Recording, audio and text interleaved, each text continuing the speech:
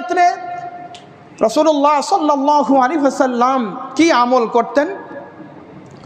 হযরতে আলী ইবনে আবি তালিব রাদিয়াল্লাহু তাআলা আনহু হাদিস বর্ণনা করতেছেন, قال النبي صلى الله عليه وسلم إذا كانت ليلة النصف من شعبان فقوموا ليلها وصوموا يومها فإن الله تعالى ينزل فيها لغروب الشمس إلى السماء الدنيا ألا من مستغفر فاغفر له ألا من مسترزق فارزقه ألا من مبتلا فأعافيه ألا كذا حتى يطلع الفجر أو كما قال عليه الصلاة والسلام।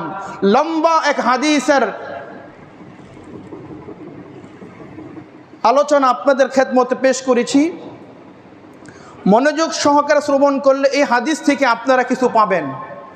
প্রত্যেকটা হাদিস পয়েন্টে পয়েন্টে খেয়াল করতে হবে। মনোযোগ হারিয়ে গেলে আলোচনা হারিয়ে যাবেন। খুব মনোযোগ সহকারে কথাগুলো শোনেন। জনাবি মুহাম্মদুর রাসূলুল্লাহ সাল্লাল্লাহু আলাইহি ওয়াসাল্লাম বলতেছেন, ইযা কানাত লাইলাতুন নিসফি মিন শাবান ফাকুমু লাইলাহা।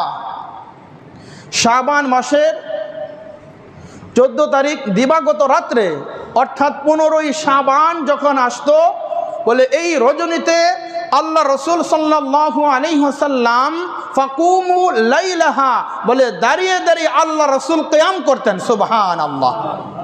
তাহলে এই কিয়াম করার উদ্দেশ্য কি? মিলাদ পড়া না, অর্থাৎ আল্লাহ রসুল সাল্লাল্লাহু আলাইহি ওয়াসাল্লাম দাঁড়িয়ে দাঁড়িয়ে তিনি নফল নামাজ তিনি পড়েছেন। এই হাদিস এখানে রাখেন। এই হাদিস বোঝার জন্য অপর একটি হাদিস আপনাদের খেদমতে পেশ করতেছি। হযরতে আবু হুরায়রা রাদিয়াল্লাহু তাআলা আনহু বলেন,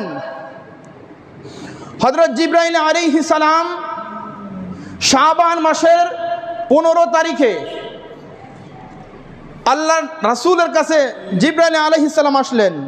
এসে বললেন, ইয়া রাসূলুল্লাহ, ইয়া হাবিবাল্লাহ, আপনি মাথা উঠান। আল্লাহ রসুল বললেন, আমি মাথা উঠালাম। বলে, ইয়া রাসূলুল্লাহ, এবার আপনি আকাশের দিকে তাকান।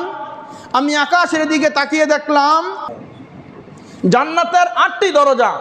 বলে, 8টা দরজা আমি তাকিয়ে দেখলাম যে জান্নাতের 8টি দরজা এই শবে বরাতে আল্লাহ তাআলা আমার উম্মতের জন্য খুলে দিয়েছেন। সুবহানাল্লাহ।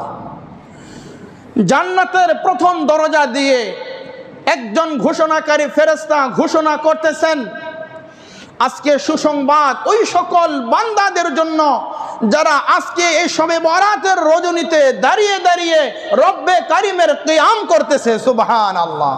অর্থাৎ যারা দাঁড়িয়ে দাঁড়িয়ে নামাজ পড়তেছে।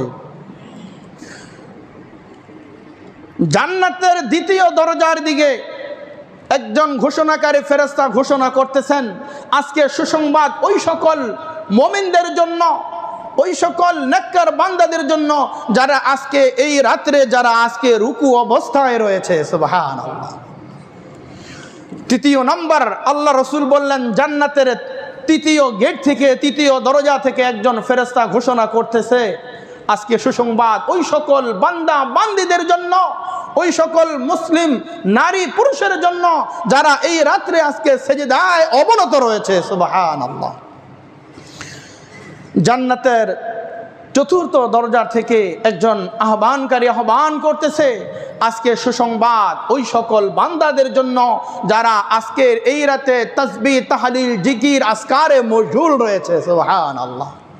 জান্নাতের পঞ্চম দরজা থেকে আওয়াজ আসতেছে, আজকে সুসংবাদ ওই সকল মুসলমানদের জন্য যারা আজ রাতে আল্লাহ তাআলার কাছে কান্নাকাটি রোনাজারি আর চোখের পানি আজকে ঝরাচ্ছে। সুবহানাল্লাহ।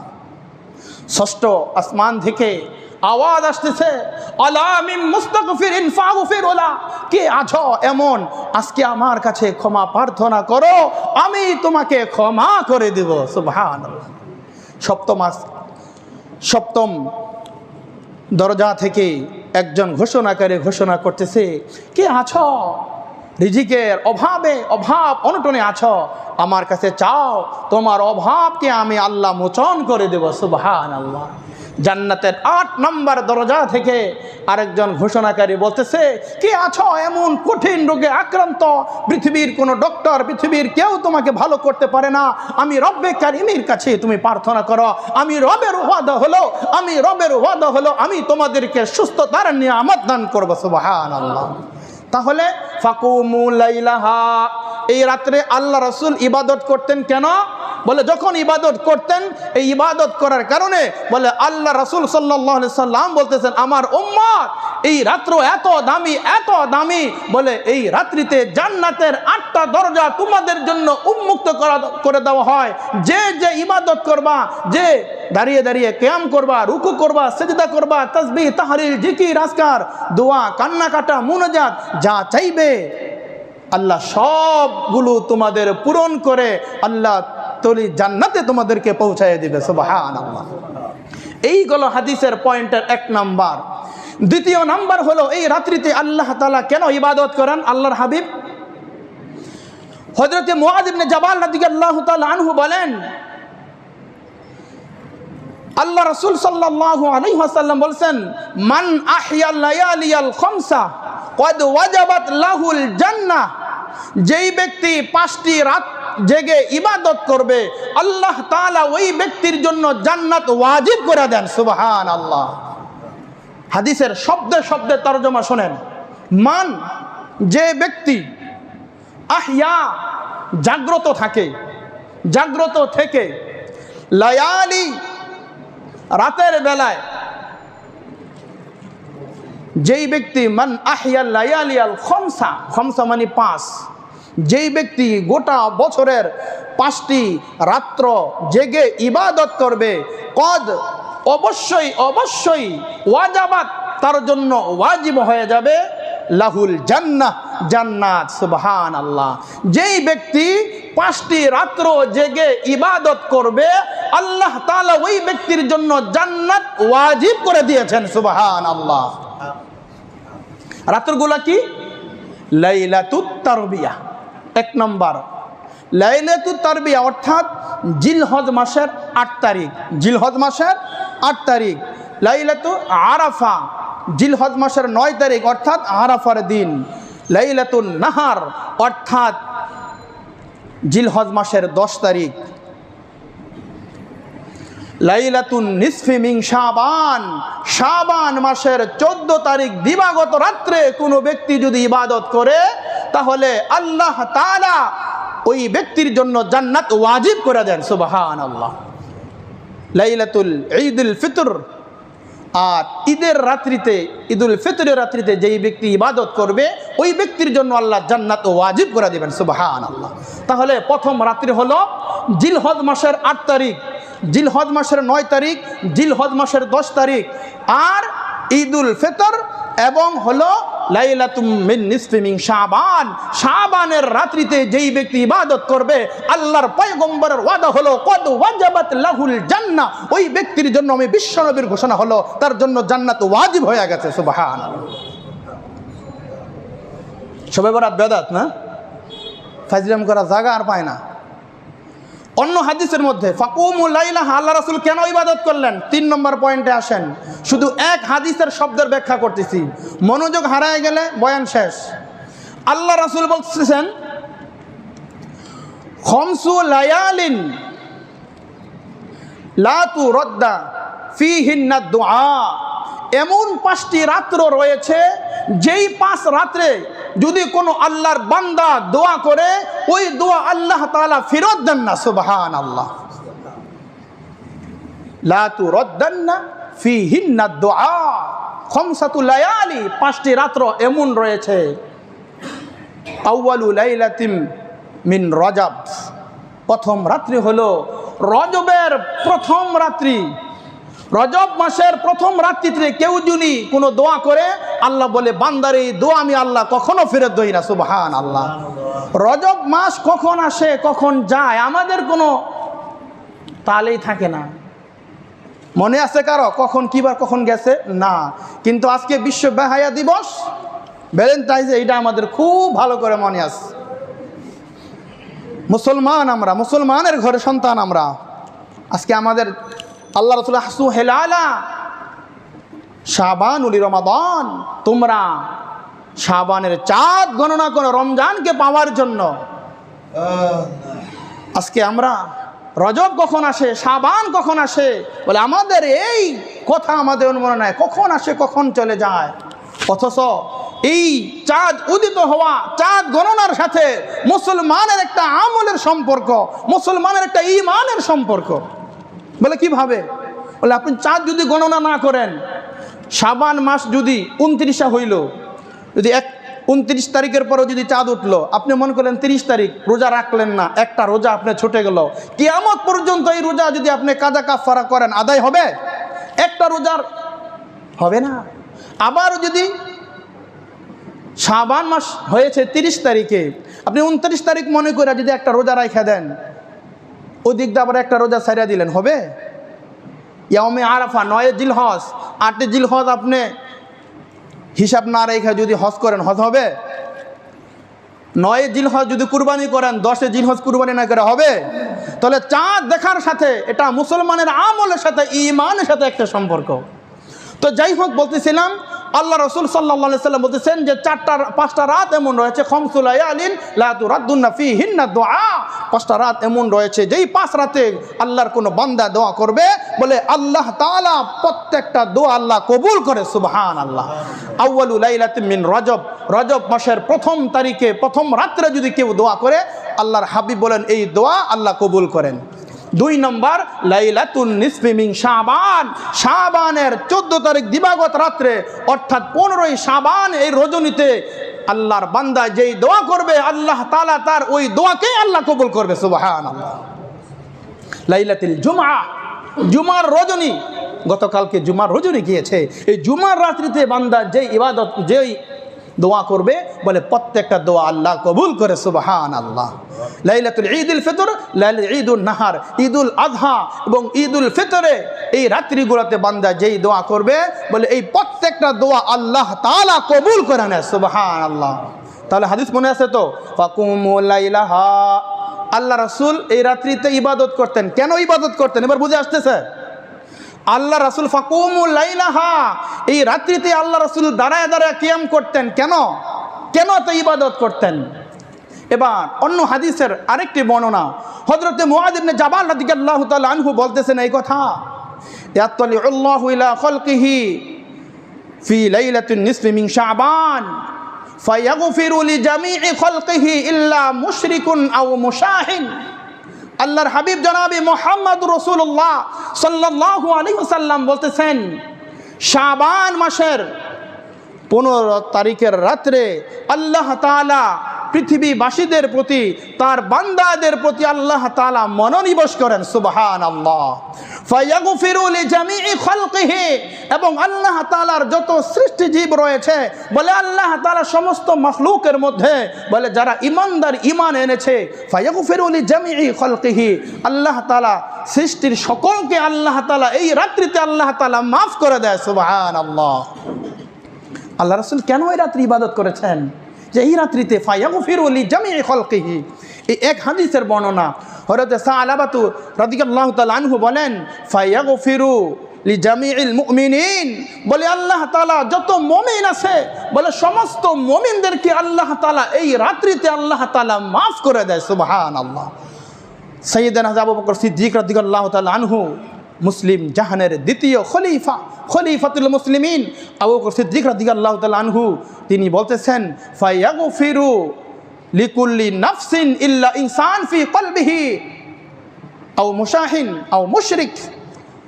সাইয়েদনা আবু বকর সিদ্দিক রাদিয়াল্লাহু তাআলা আনহু বলেন যে এই রাত্রি এমন একটা রাত্রি, আল্লাহ তাআলা ফা ইন্নাল্লাহ তাআলা ইয়ানজিলু ফিহা, আল্লাহ তাআলা এই রাত্রে আল্লাহ তাআলা ইলা সামাঈদ দুনিয়া, প্রথম আসমানে আল্লাহ অবতীর্ণ হন, আল্লাহ আসেন, আসার পরে আল্লাহ তাআলা প্রত্যেকটা নফসকে, প্রত্যেকটা ব্যক্তিকে আল্লাহ তাআলা ক্ষমার ঘোষণা করে। সুবহানাল্লাহ। অপর হাদিসের মধ্যে আসছে, ফায়াগফিরু লিজামিই আহলিল আরদি, বলে জমিনের অধিবাসীদেরকে আল্লাহ তাআলা এই রাত্রিতে তাদেরকে মাফ কইরা তাদেরকে জান্নাত দান করে দেন। সুবহানাল্লাহ।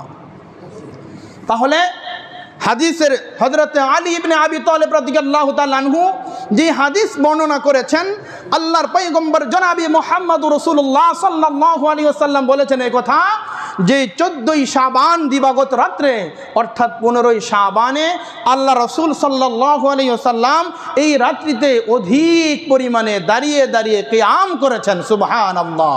দাঁড়িয়ে দাঁড়িয়ে ইবাদত করেছেন। কেন করেছেন? এক নাম্বার হলো আল্লাহর হাবিব বলেছেন, আমার উম্মতেরা শোনো, এই রাত্রিতে জান্নাতের 8টা দরজা উম্মতের জন্য উন্মুক্ত করে দেওয়া হয়। সুবহানাল্লাহ। এক নাম্বার। দ্বিতীয় নাম্বার হলো এই রাত্রিতে 5টি রাত্রি এমন রয়েছে যারা 5 রাতে ইবাদত করবে বলে তাদের জন্য আল্লাহ জান্নাত ওয়াজিব করে দিয়েছেন। সুবহানাল্লাহ। তার মধ্যে লাইলাতুন নিসফি মিন শাবান, শাবানের রাত্রি ইবাদত করলে জান্নাত ওয়াজিব হয়ে গেছে। আল্লাহ তো বলে শোনো উম্মত, 3 নাম্বার হলো এই রাত্রিতে যত দোয়া করা হয় বলে সমস্ত দোয়া আল্লাহ তাআলা কবুল করে নেয়। বলে এই জন্য আমি আল্লাহ রাসূল এই রাত্রিতে কান্না কাটা দোয়ার মধ্যে আমি মশগুল রয়েছি। সুবহানাল্লাহ। 4 নাম্বার হলো আল্লাহ রাসূল সাল্লাল্লাহু আলাইহি ওয়াসাল্লাম এই রাত্রিতে আল্লাহ রাব্বুল আলামিন তার সৃষ্টির সকলকে আল্লাহ ক্ষমা করে দেন, তবে 2 শ্রেণীর মানুষ ব্যতীত, ইল্লা মুশরিকুন আও মুশাহিন। একজন হলো মুশরিক, আরেক দল হলো পরিশ্রিকাতর অর্থাৎ হিংসুক, যার ভিতরে হিংসা বিদ্বেষ রয়েছে। বলে এই 2 শ্রেণীকে, অন্য হাদিসের মধ্যে রয়েছে 5 শ্রেণীর মানুষকে আল্লাহ ক্ষমা করবেন না, অন্য হাদিসের মধ্যে রয়েছে 7 শ্রেণীর লোকদেরকে আল্লাহ ক্ষমা করবেন না। ওই আলোচনা ধারাবাহিক আসতেছে। তাহলে আল্লাহ রসুলের এই হাদিসগুলোর মাধ্যমে এই কথা স্পষ্ট আমাদের বুঝে আসলো যে শবে বরাত এটা একটা বরকতময় রজনী, নিষ্কৃতির রজনী, মুক্তির রজনী। সর্বশেষ আল্লাহ রাসূল এই রাত্রে কেন ইবাদত করতেন, সর্বশেষ এই হাদিসের পয়েন্ট আল্লাহ রাসূল সাল্লাল্লাহু আলাইহি সাল্লাম বলতেছেন, ফি লাইলাতুন নিসফি ইয়ানি লাইলাতুন নিসফি মিন শাবান। আল্লাহ রাসূল সাল্লাল্লাহু আলাইহি সাল্লাম বলতেছেন এই 15 তারিখ, শাবানের 15 তারিখ রাত্রে আইয়ুক্তাবা কুল্লু বনি আদম, আইয়ুক্তাবা কুল্লু বনি আদম ফি হাদিহি সানা ওয়া ফিহা আইয়ুক্তাবা কুল্লু হালিকিন মিন বনি আদম ফি হাদিহি সানা ওয়া ফিহা তুরফাউ আমওয়ালুহুম ওয়া ফিহা তুরযাকু আমওয়ালুহুম আও কামা ক্বালা আলাইহি সালাতু ওয়াস সালাম। আল্লাহর পয়গম্বর জনাবি মুহাম্মদুর রাসূলুল্লাহ সাল্লাল্লাহু আলাইহি সাল্লাম বলেন, আমার উম্মত এই রাত্রিতে আমি বিশ্বনবী কেন রাতের ঘুমকে হারাম করে দাঁড়িয়ে দাঁড়িয়ে ইবাদত করি, কিয়াম করি জানো? বলতেছে শোনো, এই 15ই শাবানের রজনীতে আদমের যত সন্তান পৃথিবীতে জন্মগ্রহণ করবে এবং যত মানুষ এই বছরে মারা যাবে, বলে এই সকল যারা পৃথিবীতে আবির্ভাব হবে, যারা পৃথিবী থেকে চলে যাবে, বলে এই সকল মানুষদের একটা লিস্ট, একটা তালিকা জিবরাইল আলাইহিস সালাম এই রাত্রে লিপিবদ্ধ করেন, লিস্ট তৈরি করেন। সুবহানাল্লাহ। আল্লাহ রাসূল বলতেছেন, আয়েশা আমি চাই এই রাত্রিতে ইবাদত করে আল্লাহ তাআলা নৈকট্য প্রাপ্ত এক প্রিয় বান্দা হতে। কেননা প্রত্যেকটা দেশের একটা বাজেট, একটা ফর্মুলা, একটা নিয়ম নীতি থাকে। এই বছর এই দেশের মধ্যে কি পরিমাণ অর্থ সম্পদ জনগণের জন্য বাজেট হবে, অথবা কোনো ফ্যাক্টরিতে যে এই বছর আমরা এই পরিমাণ মাল আমরা উৎপাদিত করব, এই পরিমাণ মাল আমরা সেল করব, এই পরিমাণ আমরা এই জন্য এগুলো তৈরি করব। বলে আল্লাহ রাব্বুল আলামিন এই শবে বরাতের এই রজনীতে বান্দার একটা রিজিকের একটা ফয়সালা, আগামী বছর তার রিজিকের কি রিজিক প্রাপ্ত হবে, সুখের হবে, দুঃখের হবে, অভাব অনটন কি পরিমাণ তার নিয়ামত হবে, বলে সব কিছু এই রাত্রিতে জিবরাইল আলাইহিস সালাম লিপিবদ্ধ করেন। আর যেই মানুষগুলো হতভাগা দুর্ভাগা তারা হয়তো এই রাত্রিবেলায় তারা ঘুমিয়ে থাকে, আল্লাহর হাবিব বলতেছেন, ও আয়েশা, এই জন্য আমি এই রাত্র জেগে ইবাদত করি। আমি চাই আমার মৃত্যুর পরোয়ানাটা, আমার মৃত্যুর তালিকাটা, আমার মৃত্যুর লিস্টের নামটা যেন জিব্রাইল আমার ইবাদত অবস্থায় লেখে। সুবহানাল্লাহ। আর যে মানুষগুলো পৃথিবীতে আসবে বলে তাদেরকেও সৌভাগ্যবান হবে না হতভাগ্য হবে না দুর্ভাগ্য হবে, বলে সেই কথাগুলো আল্লাহ রাব্বুল আলামিন এই রাত্রিতে লিপিবদ্ধ করেন। এই জন্য আল্লাহর পয়গম্বর সাল্লাল্লাহু আলাইহি ওয়াসাল্লাম বলতেছেন যে এই 6টা কারণে এই রাত্রিতে আমি বেশি বেশি দাঁড়িয়ে দাঁড়িয়ে কিয়াম করতেছি। সুবহান। এক হাদিসের এক শব্দের আলোচনা করলাম 6টা হাদিসের মাধ্যমে, শুধু একটা হাদিসের শব্দ ফাকুমু লাইলাহা। আল্লাহ রাসূল দাঁড়িয়ে দাঁড়িয়ে কেন এই রাত্রে ইবাদত করতেন, এই এক কথার উত্তর দিলাম 6টা হাদিসের মাধ্যমে। ফায়াগফিরু লিজামিই লিআকসারি মিন আদাদি গানামি কালবিন। আল্লাহ রাসূল বলতেছেন, আয়েশা শুধু তাই নয়, আরবের একটা গোত্র রয়েছে বনি কালব।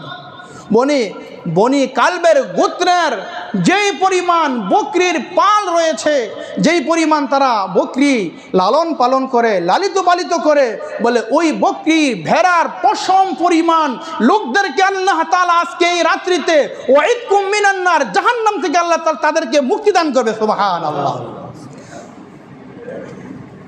কিতাবের মধ্যে আসছে আরবের বনি কালবের যে গোত্রের লোকেরা ছিল, বলে ওই গোত্রের প্রত্যেকটা ব্যক্তি একজন ব্যক্তি 20,000-এর অধিক তারা বকরি লালন পালন করত। সুবহানাল্লাহ।